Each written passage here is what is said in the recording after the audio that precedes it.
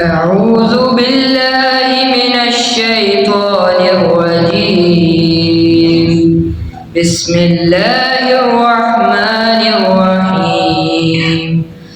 تبارك الذي بيده الملك وهو على كل شيء قدير، الذي خلق الموت والحياة ليبلوكم أيكم أحسن عملا وهو العزيز الغفور، الذي خلق 7 سماوات طباقا ما ترى في خلق الرحمن من تفاوت فارجع البصر هل ترى من فتور ثم ارجع البصر كرتين ينقلب إليك البصر خاسئا وهو حسير، ولقد زينا السماء الدنيا بمصابيح